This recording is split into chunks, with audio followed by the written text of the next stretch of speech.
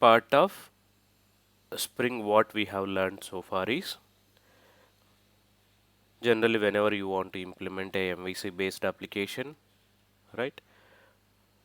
We know for each layer starting from controller which module will help us here, right? So use any module for controller, business, repository, or to implement your service layer classes, right? Whatever it is. When you use Spring modules, by using Spring modules, whenever you create classes here, okay, whenever you use Spring based annotation or Spring based classes as a parent classes, right? Any Spring based concepts when you use here in your classes, you need to run that classes in Spring container only. Otherwise, if you directly try to create object, you will not get that features. Okay. So whenever something you utilize in your class, which is belongs to Spring, to make sure that will work, you need to run your class on Spring containers only. Which meaning is whenever you use any Spring module for your implementation, compulsory you need to run that classes, right? By using Spring, whatever layer you implement, controller or business repository, those classes compulsory you should run on IOC. Otherwise, Spring features will not work. Spring features will not work. So, okay. Then what is this IOC? There are two types of containers we have. We call them inversion of controlling containers. We talk about this inversion of controlling more in depth later. Okay, very important concept. Before that, let us try to understand what are the two containers who can help us to create objects of our classes and other activities also. The primary thing is object creation. Later, once object creation, we can do anything, right? We can play with that objects. So first try to understand that object creation here. In general, any container, if you keep it Spring containers aside, and if you talk about EJB containers or servlet containers, okay, they can create objects of your servlets in two ways: lazy object creation or early object creation. Okay, so lazy object creation in the sense whenever first user hits your application after deployment, you deployed your application into server and nobody requested yet. When very first user request your application, it will create object. So when very first user request application and at that moment if any objects created here, we call it as lazy object creation or lazy initialization. Okay, let's say as an example, I said I deployed Swiggy application. Yesterday I saw some bugs. They have Swiggy not worked for few moment, right? Few hours it is not worked. They might doing some deployments. Okay, so consider today I am doing deployment into the into my server at 9 a.m. 9 hours second minute, right? I deployed here. Nobody requested yet. As a very first user, if you request this application for ordering food, right? If lazy initialization technique, if they follow, what will happen when as a first user you request, right? Then it will start creating objects for you. So it might take, depends on the configuration, right? Which you have done here. It may take multiple minutes to create your objects. So until then, this first user need to wait. Maybe from the next user onwards, it may not take much time, but for very first user, it will take long time. And this is not good practice also, as I said, right? Because for very first user, if you try to create objects, what will happen if there are any bugs also, right? As a developer, while I deploying it, I may not identify it. Then when actual end user, who is our customer for this application, when customer request for something, if we try to face or if we face any issues here, right, that is not good for this application. So instead of creating objects, right, instead of creating objects at very first user request, it's good to create objects of your application at the time of deployment itself. While deployment time, if objects are creating, then you can call it as early object creation. Or if very first user request, if you create objects here, then we can call lazy object creation. Okay. So whatever approach it is, servlets or EJBs or Springs will follow singleton mechanism here, which means if your application is having 100 classes, only 100 objects for your 100 classes it will create. Let it be customer count can be 100 or 1000 or 1 lakh or 1 crore. Any number of customers can hit your application continuously, but objects count is same. Only 100 objects will be resides on your server RAM, so that lot of memory is free to process customer request. Instead of following singleton object mechanism, singleton object means only one object for one class for entire lifetime. Today I deployed this application Swiggy as a developer here. So during deployment time or first user request, let it create objects. How many objects it will create? For 100 classes, 100 objects it will create. Okay, until you redeploy your application or until you shut down your application, only this 100 objects will be resides in your JVM memory. It will not create even one more object. So your application is very big, still it will consume less memory because singleton mechanism you are following. If you don't follow singleton mechanism here, what will happen? Let's say if your customer count is for Swiggy, you know, right, food delivery apps getting lot of requests, let's say 1 million requests for 1 hour. Okay, if you get 1 million request here to the server, and if you are following prototype mechanism, object creation, right? Let's say here if it is singleton server and if it is a prototype server, here if you deploy your application, right, with 100 classes by following singleton mechanism in your server, and the same 100 classes if you deploy into your server by using prototype.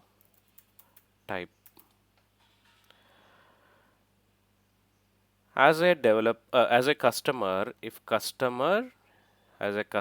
he request application which is having singleton mechanism, okay, let's say Swiggy is having intelligent people, intelligent developers, very skilled developers, so they followed singleton mechanism. So here daily customers, consider 1 lakh customers. For daily, or you can consider for each 1 hour. For daily, if you consider 24 lakh customers. 24 lakh customers, if they request to the Swiggy application which is having singleton object mechanism, you have 100 classes here. You have 100 classes here. If you follow singleton object mechanism, for this 24 lakhs customers also, how many objects you will have here? Only 100 objects. Only 100 objects you will be having here. Same somebody, some other application, some XYZ food delivery application, if they have something unskilled developers, right? Not a skilled people, if they didn't understand singleton mechanism properly, and if everything is prototype there, either they follow framework or let them create manually. While creating manually, it will create obviously prototype objects. Okay, as it is a Spring framework, it is creating by default singleton. Okay, so if it follow prototype mechanism, what will happen for this 20 lakhs customers, right? For each customers, for each customer, 100 objects it will create. For 24 lakhs, it will create 24 lakh into 100. 24 lakh into 100, it may go around 24 crores objects. 24 crores objects it will create. See the difference here. 100 objects, maintaining 100 objects is easy, or 24 crores objects? It is difficult, right? your RAM will go very soon out of memory. Maybe for first 1 lakh customers or first 50,000 customers, your RAM will be crashed already. This application will go again to restart mode, or lot of failover servers need to execute. So this design is not at all good.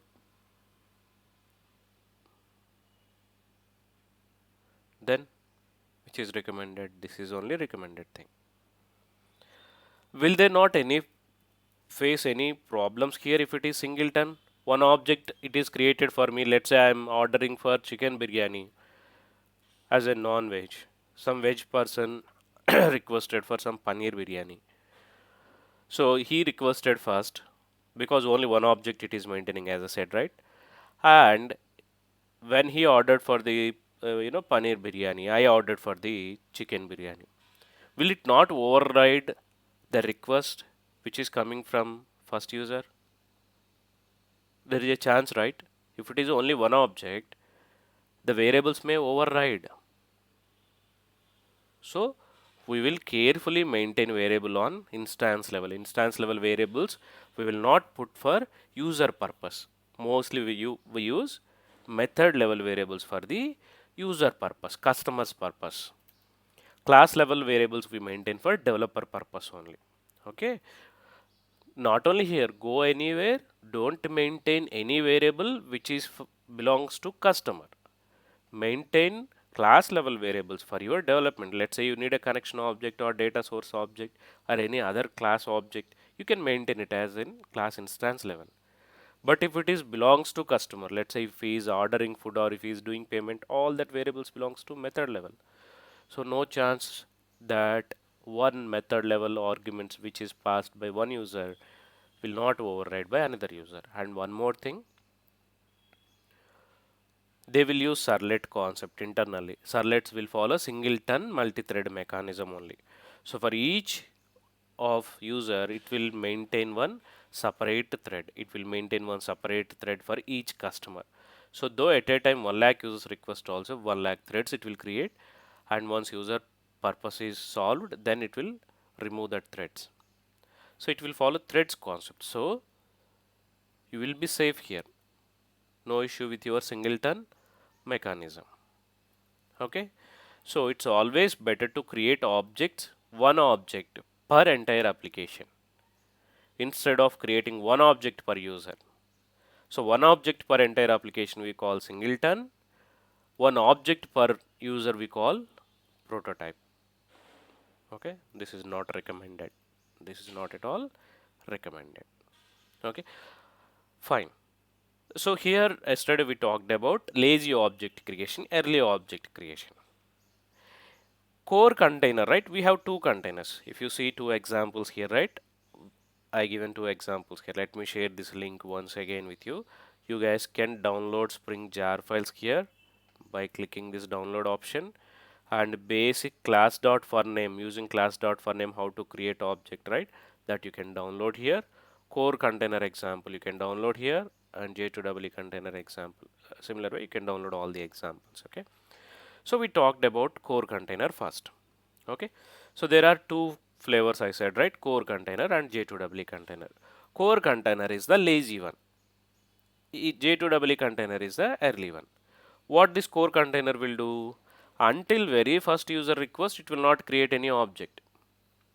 So as a first user, you should have a lot of patience to wait, because internally it is creating your objects. Because why? Because you are using lazy container here. So that's not a good practice.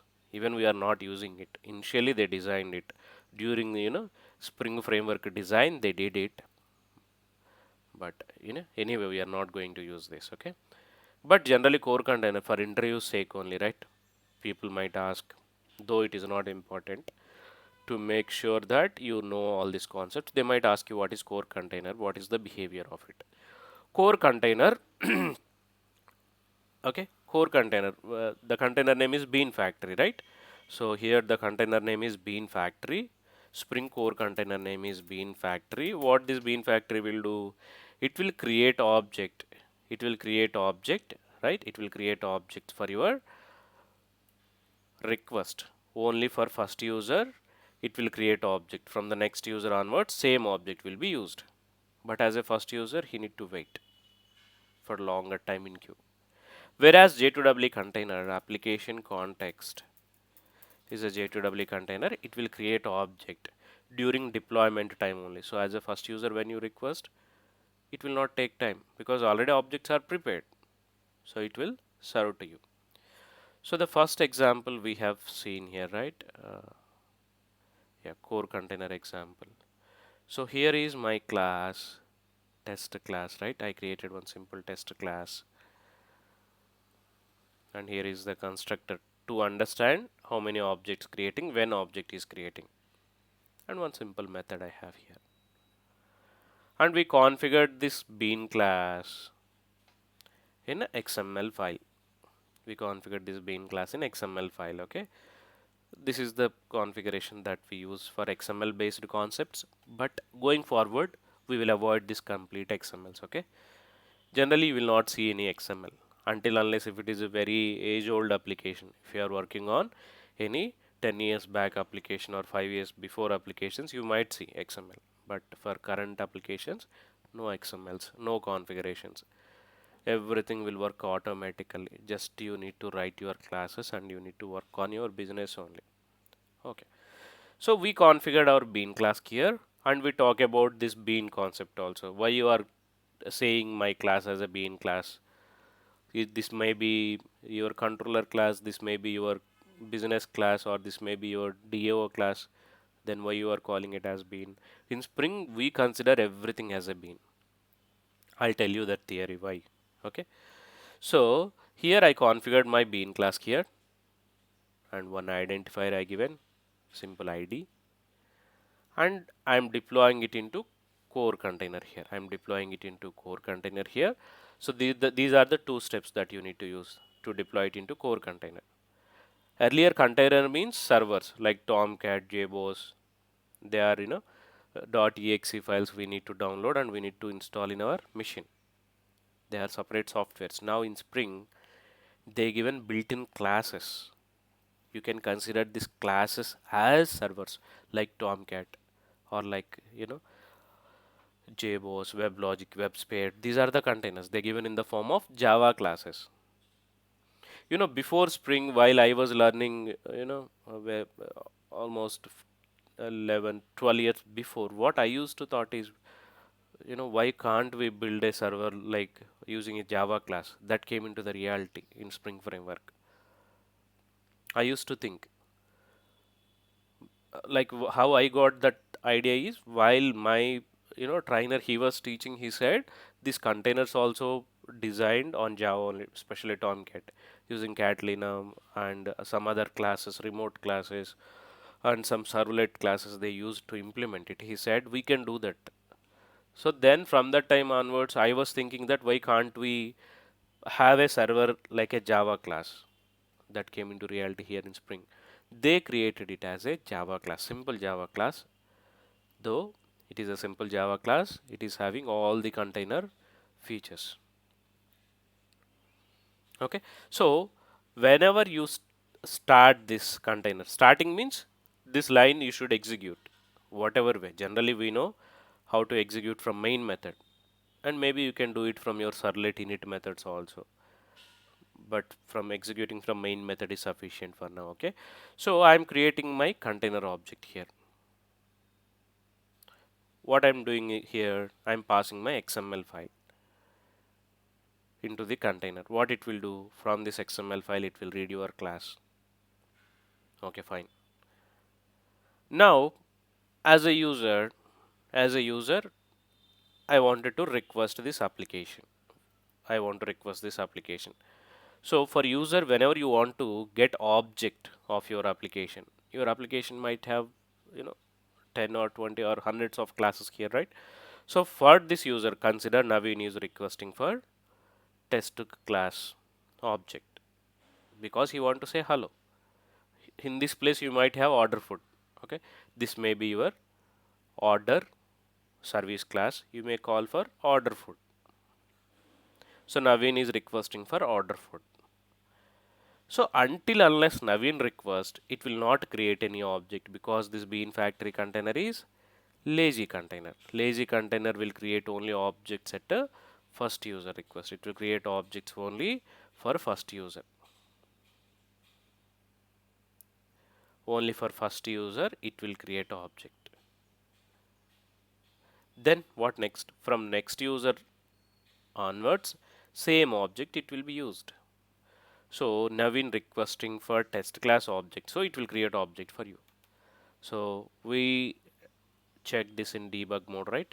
When I run it in debug mode, every line it will stop wherever I have debug points so that I can see what's happening there.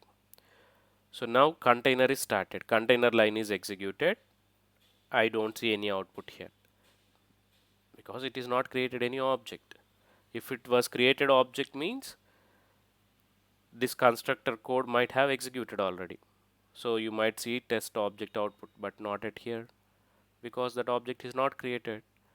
So during loading time of your XML, it is not creating object. Now Naveen is hungry. He started requesting for food. So when first user request came, then see when I call for the get bean, it created object. Test bean object created fine. For Naveen, you created good. Now he is ordering food. Good morning all. Consider this is your order food. Good morning all method is the order food.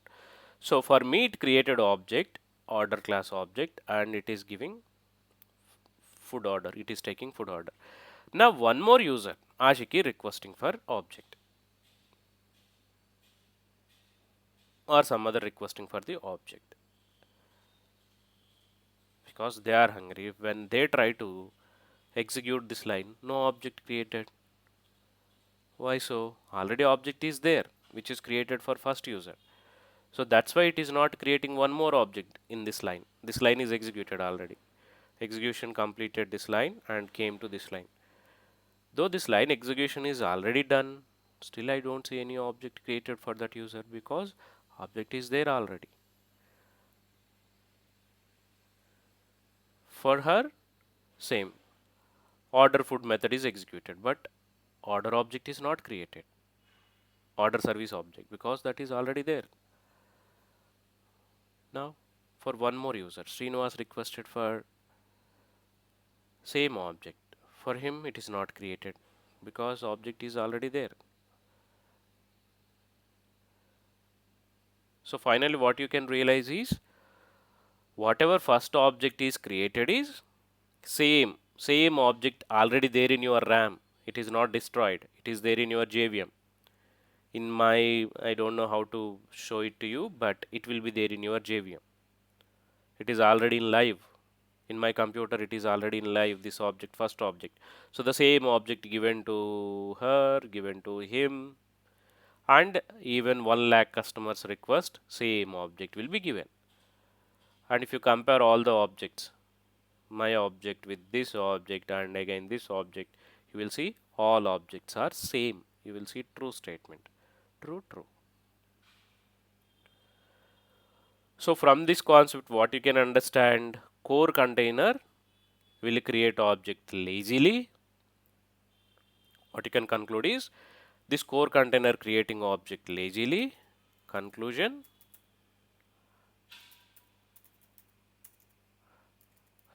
core container create objects in lazy manner.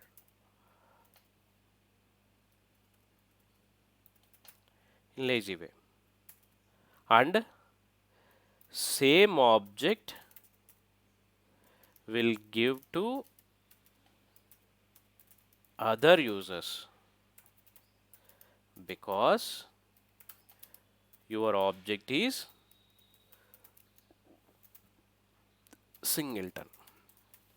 Because your object is singleton. This is about core container. Now coming to advanced J2EE container.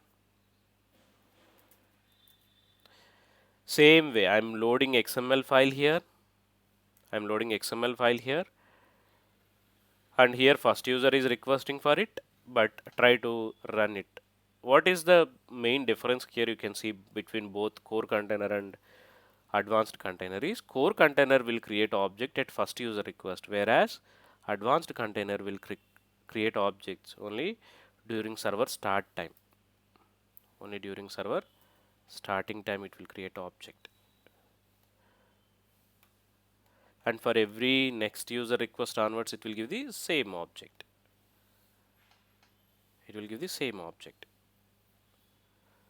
So if you run this, let me run it in debug mode. Okay, here in this line we are trying to load the XML file. Let's execute this line. See, something happened. Test object is created, though first user is not requested yet. So which means during deployment time only your object is created. Test object is created. It is already finished. Let it take 100 minutes or 10 minutes, 20 minutes. That object creation part is done during deployment time only. So now this fellow is hungry. Now when he requests for the test object, what it will do? It is already available. It is not creating new object. Immediately it will order food. Same thing for the next user also. It will not create object. Same object which is available, it will give. The only difference is you can see object created at very beginning, loading time only. Whereas in core container, object created at first user request. Okay. End of the day, object is singleton only. End of the day, here and there, object is singleton, one object only. But the timing is matter here. Core container will create object freshly for the first user, but he need to wait. Whereas application context J2EE container will create object before actual users request application. So I generally recommend the second approach, creating objects during deployment time only, because while creating this object might have some other dependencies, connections, or some initializations you might doing. So if that initializations, creating connections, establishing, connection between database and your code, if it is taking place at the first user request, if there are any issues, as a developer you may not realize it. During deployment time object is not created. As a developer, that issues you may not realize. But during deployment time itself, if you able to see that errors in your log, immediately you will shut down your servers and you will rectify your issues, and again you will deploy your application. So which is good practice.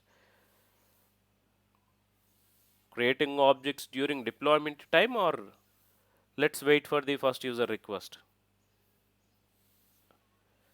during the deployment time. The reason is, in general, yeah, these things we realize who is working, right? In real time we see lot of problems during production day. Simple example, I do development in my in my local machine. I test it, it will work.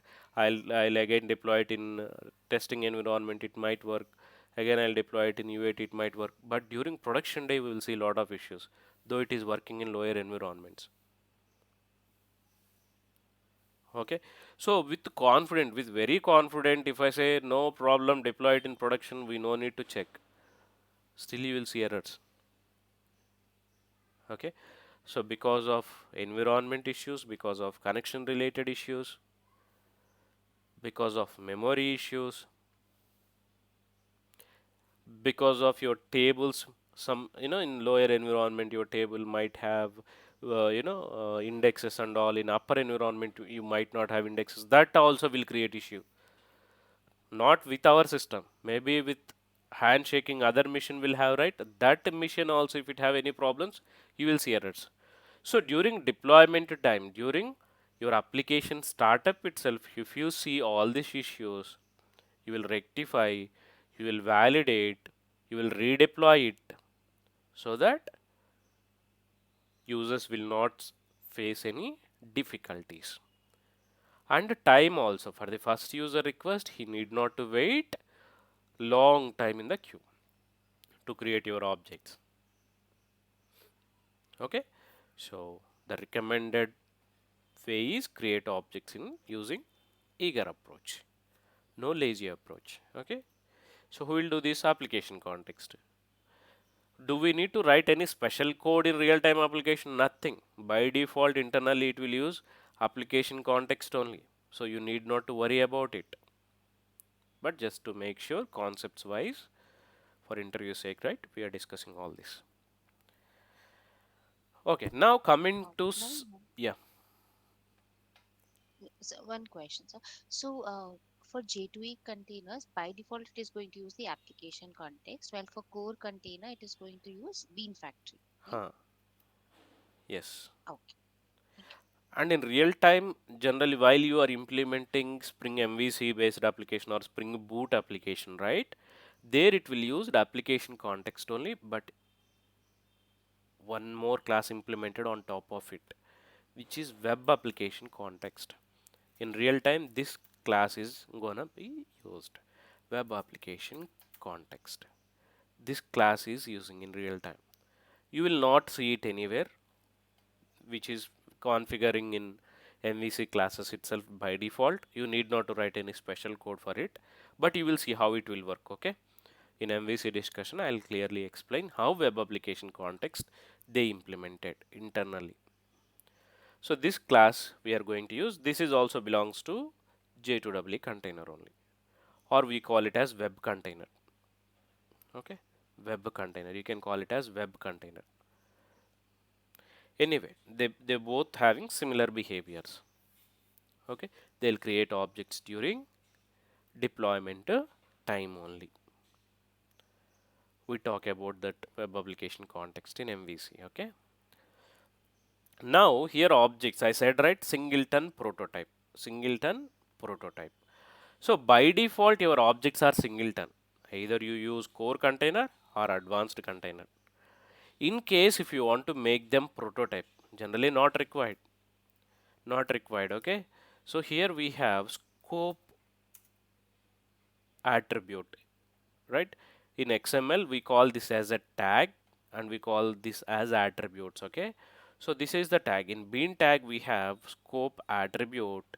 So give here a value called singleton. By default this is singleton. By default this is singleton. Make it prototype. Make it prototype. Scope is equal to prototype.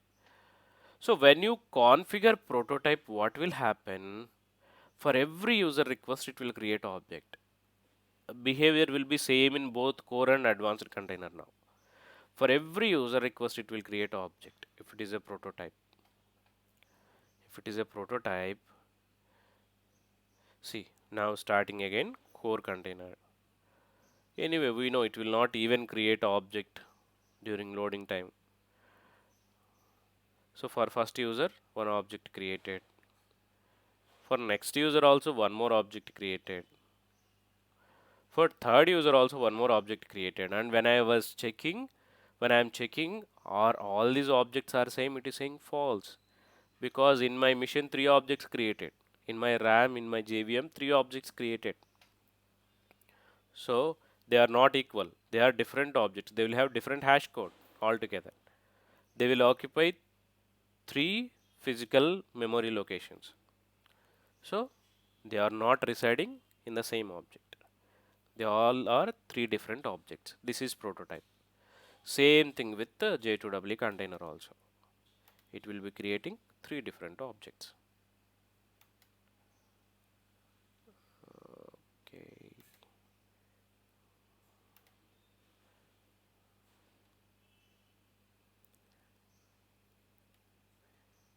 So see, during deployment time, right? At line number 15, actually object should be created as it is J2EE container.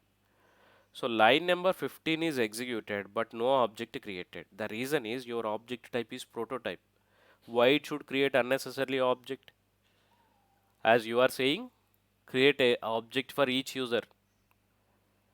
So even if it create that object also, that is not at all useful because for every object we are asking to create a new object. So even J2EE container also now not creating any object at a deployment time. It is creating three different objects for three different users request. So prototype is not at all required, right? basically, if anybody asks how many scopes we have, there are multiple scopes. For timing, you can say singleton and prototype. And there are other scopes also, context scope, request scope, session scope. We will talk about them in MVC discussion. Okay. For now, just to try to understand what is singleton scope, why it is very important instead of prototype. This is the example. If you go with singleton, 100 objects only. Though for every day 24 lakhs estimation if it is. Instead of creating 24 lakh objects, not 24 lakh, 20 crores objects, it will create only 100 objects. So it will consume only less memory in your JVM and RAM, so that you will be having lot of free memory space to process your request. Whereas instead of creating 24 crores different objects, even not required. Okay, though it is a secured application, banking application also, you need not to bother, maintain singleton, enough. Okay, but you need to be careful. On class instance level, any user variables we should not put. You need to know that point very very importantly. In variables section, class instance level, no user specific variable. Okay, that is the basic rule you need to remember. Yeah, so I think you are clear with singleton and prototype also, right?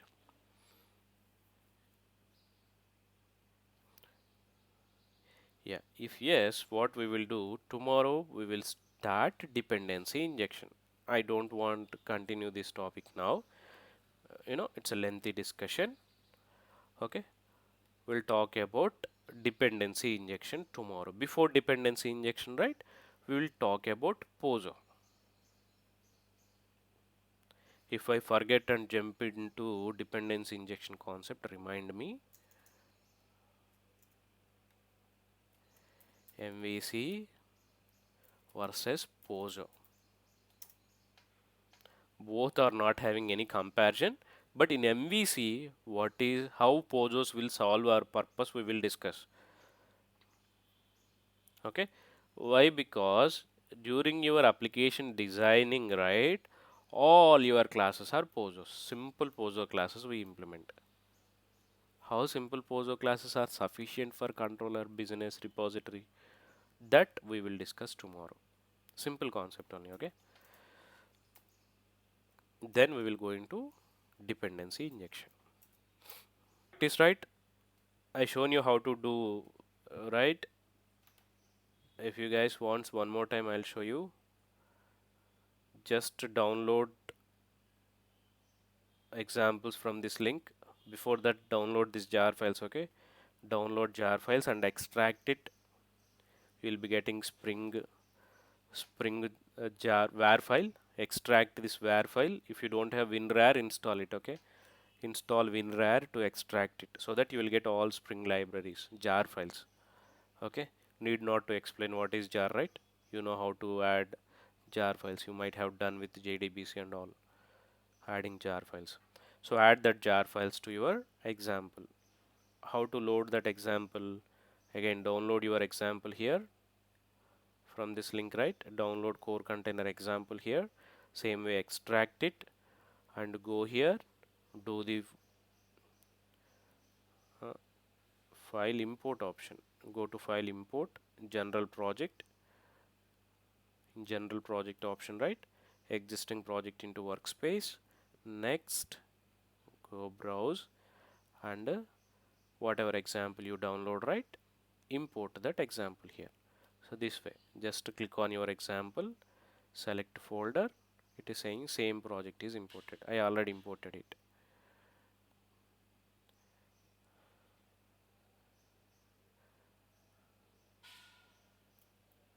Maybe third example, right? I'm importing it. Select folder. So import it. Once you import, it may show you errors. It may show you errors because your jar files may be not configured well. So what you can do, go to properties, okay, go to build path, and if these jars are showing you errors, right? Because whatever jars paths I have added in my project, right? That paths it will show you, so that it will say not available. You will see errors here. So select that jar files and remove it. Once after removing it, right, again click on add jars and open this Spring jars folder and add all that jars to your class path here. Okay, so that jars will be available for you. And still, if you see any errors with the compiler, go here, Java compiler option, and choose whichever version you want. 1.8, mostly use 1.8 for Spring discussion. Okay, from Spring Boot onwards, we will upgrade to Java 17 and other versions, Java 11. Okay, this way your example will work perfectly.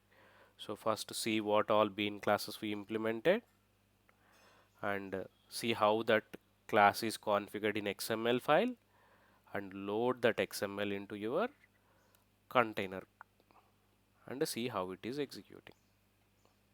Okay,